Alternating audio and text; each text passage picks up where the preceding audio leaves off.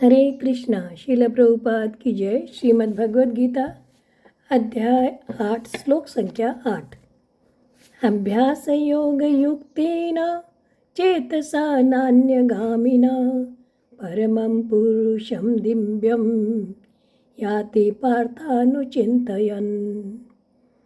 भगवान कह रहे हैं, पार्थ, जो व्यक्ति मेरा स्मरण करने में अपना मन निरंतर लगाए रखकर अविचलित भाव से भगवान के रूप में मेरा ध्यान करता है, वह मुझको अवश्य ही प्राप्त होता है।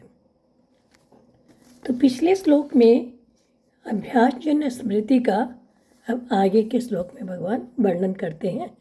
इस श्लोक में भगवान कृष्ण अपने स्मरण किए जाने की महत्ता पर बल देते हैं। महामंत्र हरे कृष्ण जप करने से कृष्ण की स्मृति बनाती है, इस पर भगवान बल दे रहे हैं।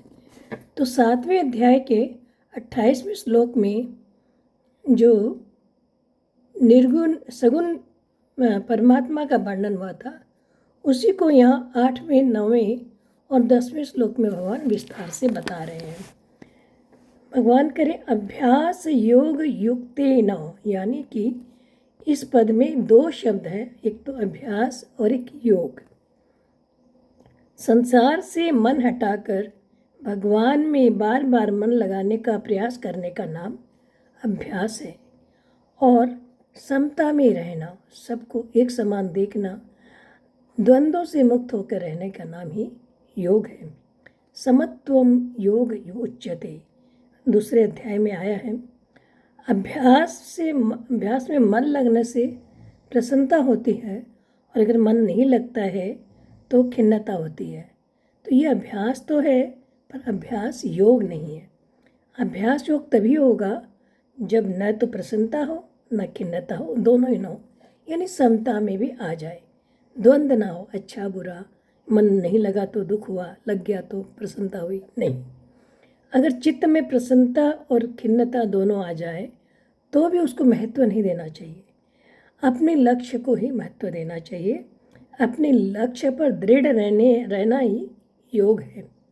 ऐसे योग से युक्त चित्त हो जाना ही योग युक्तेन है। उसके बाद भगवान बता रहे चेतसा न अन्यगामी ना हो, चित्त जो अनन्यगामी ना हो, किसी और की तरफ दृष्टि न जाए, एक और एक सिर्फ परमात्मा की ओर, न अन्य। भगवान बता रहे हैं एक भगवान के सिवाय दूसरा और कोई लक्ष्य ना हो, मन कहीं और ना जाए। परमं पुरुषम दिव्यम याति पार्थानुचिंतयन्, ऐसे चित्त से परम दिव्य पुरुष का अर्थात भगवान का चिंतन करते हुए शरीर छोड़ने वाला मनुष्य उन्हीं भगवान को प्राप्त होता है। हरे कृष्णा।